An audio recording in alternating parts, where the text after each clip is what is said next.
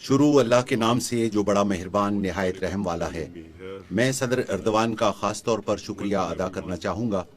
میں سب لوگوں کو خوش آمدید کہتا ہوں جو اپنے ملکوں کی نمائندگی کر رہے ہیں۔ میں اسلاموفوبیا پر بات کرنا چاہوں گا کیونکہ میں نے اپنی زندگی کا بیشتر وقت برطانیہ میں گزارا ہے اور بہت سے مغربی ممالک میں سفر کیا ہے جہاں میں نے اس مسئلے کو بڑھتے ہوئے دیکھا ہے۔ So I've seen this phenomena grow, and I think it's very important to address it, because it's especially people, Muslims living in Western اور میرا خیال ہے کہ اس مسئلے پر بات کرنا ضروری ہے کیونکہ مغربی ممالک میں رہنے والے مسلمان اسلاموفوبیا کا شکار ہو رہے ہیں۔ اس کے خطرناک نتائج آ سکتے ہیں اگر اس مسئلے کو حل نہ کیا گیا، کیونکہ ہم جانتے ہیں کہ کسی بھی کمیونٹی کو دیوار سے لگائے جانے سے بنیاد پرستی بڑھتی ہے۔ ہم نے دیکھا ہے کہ مانچسٹر اور برمنگھم میں پاکستان کمیونٹی کو حقوق سے محروم رکھا گیا، اس کے نتیجے میں ان میں بنیاد پرستی میں اضافہ ہوا ہے۔ ہم نے بالکل اسی طرح یورپ میں بھی اسلاموفوبیا بڑھتے دیکھا ہے۔ میں اس موقع سے فائدہ اٹھاتے ہوئے آپ کی توجہ اس پر مبذول کرانا چاہوں گا۔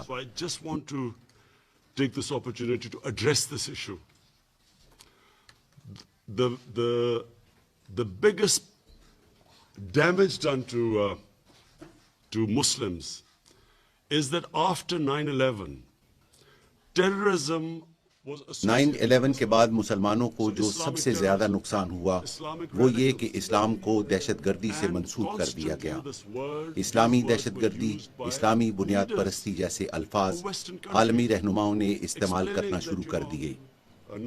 خاص طور پر 9/11 اور اس کے بعد ہونے والے واقعات میں اس بات سے یہ ظاہر کرنا مقصود تھا کہ اسلام بنیاد پرستی کا مذہب ہے اور دہشت گردی اسلام سے وابستہ ہے۔ خاص طور پر خود کش بمبار، کہ جہاں کہیں بھی ایسا ہوتا تجزیہ کار صرف یہ بات کرتے کہ مسلمان خود کش دھماکوں میں ملوث ہیں کیونکہ ان کو جنت کی حوروں کا لالچ ہے۔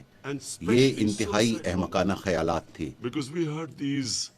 Regularly we heard these commentators saying that, Muslims are indulging in suicide attacks because they will have virgins in heavens. This sort of nonsense kept going on. Just a brief, anyone who knows about history. یہ تو تاریخ میں ہر جگہ ہے کہ ناکام اور مایوس لوگ خودکشی کو اپنا ہتھیار بنا لیتے ہیں۔ 9/11 سے پہلے 75% سے زائد خودکش حملے تامل ٹائیگرز نے کیے جو کہ ہندو تھے، اور کسی نے بھی نہیں کہا کہ ہندو خودکش بمبار ہیں۔ اور ہم نے دوسری جنگ عظیم سے متعلق بہت ساری فلمیں دیکھی ہیں جن میں جاپانیوں نے امریکی جہازوں میں کود کر اپنی جانیں قربان کی ہیں، لیکن اس پر کسی نے بھی ان کے مذہب پر بات نہیں کی کیونکہ کسی بھی مذہب کا دہشت گردی سے کوئی تعلق نہیں ہے۔ تقریباً تمام قسم کی دہشت گردی سیاست سے منسلک ہے۔ یہ انصاف کی ناکامی ہے جو ناکام اور مایوس لوگ پیدا کرتے ہیں، لیکن اس کے باوجود ہم ہر جگہ اسلام کی بنیاد پرستی سے متعلق سنتے ہیں۔ But constantly and even now we keep hearing about radical Islam. There is only one Islam, the Islam of Prophet Muhammad, peace be upon him, which we follow. صرف ایک اسلام ہے جو کہ رسول اکرم صلی اللہ علیہ وآلہ وسلم نے پیش کیا اور جس کی ہم پیروی کرتے ہیں۔ اس کے علاوہ کوئی اور اسلام نہیں ہے۔ ہر جگہ پر ایک طرف معتدل اور ماڈرن ہوتے ہیں جبکہ دوسری طرف بنیاد پرست۔ آپ کا اس سفید فام بنیاد پرست کے حوالے سے کیا خیال ہے جو نیوزی لینڈ کی مسجد میں 49 نمازیوں کو شہید کرتا ہے؟ اس کا مذہب سے کیا لینا ہے؟ یہ انتہائی اہم بات ہے۔ یہ بہترین پلیٹ فارم ہے۔ ہمیں ہر صورت میں اس بات پر بات کرنی چاہیے۔ Yes, Muslim societies have fanatics, same as Christian societies, same as Jewish societies. And let's not forget that India, extremists have taken over the country, racial extremists. So, number one, my point is, ہمیں ہر صورت میں دہشت گردی کو اسلام سے علیحدہ کرنا چاہیے۔ مسلم سوسائٹی میں بھی بنیاد پرستی موجود ہے، اسی طرح عیسائیوں اور یہودیوں میں بھی بنیاد پرست ہیں، اور اگر ہم یہاں انڈیا کی بات کریں تو انتہا پسندوں، خاص طور پر نسلی انتہا پسندوں نے ملک پر ہی قبضہ کر لیا ہے۔ میرے خیال میں پہلے نمبر پر اس مسئلے پر بات ضروری ہے۔ یہ کیسے ممکن ہے کہ نیو یارک کا عام شہری یہ بتا سکے کہ یہ انتہا پسند مسلمان ہے اور یہ امن پسند مسلمان ہے؟ یہ کوئی کیسے بتا سکتا ہے؟ مسلمانوں کو صرف دہشت گرد کے طور پر ہی بیان کیا جاتا ہے، اور جب کبھی مغربی دنیا میں دہشت گردی کا واقعہ ہوتا ہے تو سب سے پہلے مسلمان پریشان ہوتے ہیں کہ کہیں دہشت گرد مسلمان نہ ہوں، کیونکہ سب سے پہلے دہشت گردوں کا مذہب بیان کیا جاتا ہے۔ 9/11 کے بعد مجھے ایک مغربی صحافی نے فون کیا کہ کیا آپ اس واقعے پر شرمندہ ہیں؟ دنیا میں 1.3 ارب سے زائد مسلمان ہیں، تو کیا میں ہر اس چیز پر شرمندہ ہوں جو کسی مسلمان نے کی ہو؟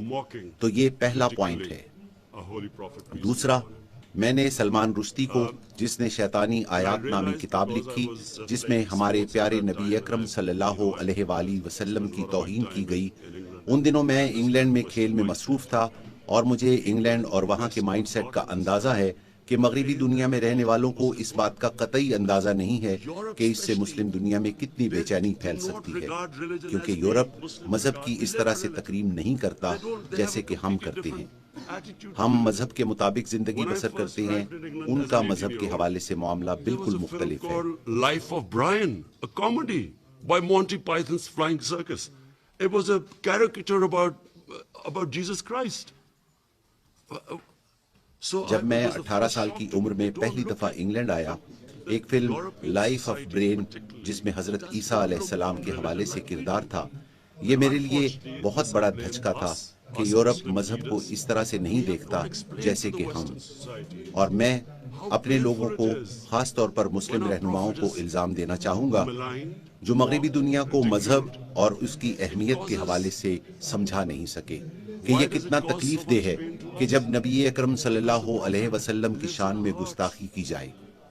ہمیں تکلیف اس لیے ہوتی ہے کہ نبی اکرم صلی اللہ علیہ وسلم ہمارے دلوں میں رہتے ہیں، اور ہم سب جانتے ہیں کہ دلوں کی تکلیف زخموں کی تکلیف سے بہت گہری ہوتی ہے، اور ہمیں خاص طور پر صدر اردوان اور دوسرے رہنماؤں کو، مغربی رہنماؤں تک یہ پیغام پہنچانا چاہیے کہ جیسے ہولوکاسٹ کی مغربی دنیا میں پابندی ہے، کیونکہ یہ یہودیوں کے لیے بہت ہی تکلیف دہ ہے، اور دنیا کو ہر اس مسئلے پر حساس ہونا چاہیے جس سے کسی کو تکلیف ہو، اور ہم ان سے یہی چاہتے ہیں کہ وہ مسلمانوں کے لیے بھی ایسا ہی محسوس کریں کہ جب کوئی ہمارے پیارے رسول اکرم صلی اللہ علیہ وسلم کی شان میں گستاخی کرے، اور یہ سب طبقات جو اکٹھے رہتے ہیں ان کے لیے بہت ضروری ہے کہ وہ ایک دوسرے کے ساتھ کھڑے ہوں، اور میری نظر میں یہ 2 پوائنٹ اسلاموفوبیا کے تناظر میں بہت اہم ہیں۔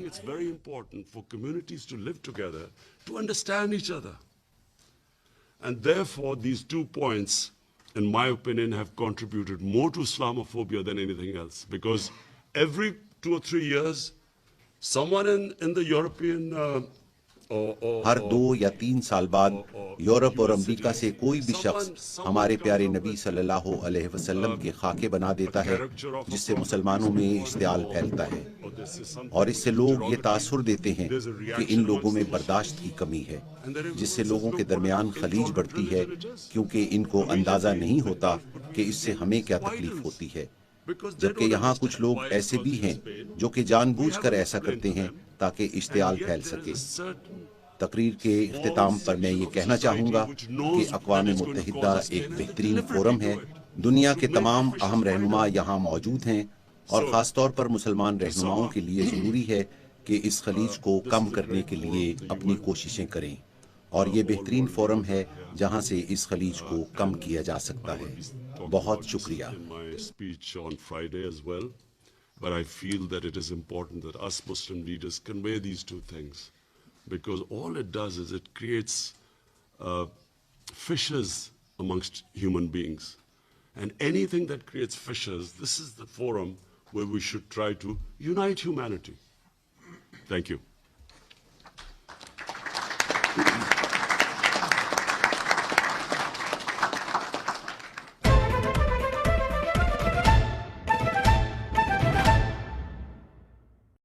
which is going to have consequences unless it's addressed. Consequences because we all know that marginalization of any community leads to radicalization. I have seen Pakistani community in England marginalized in Manchester, areas of Manchester.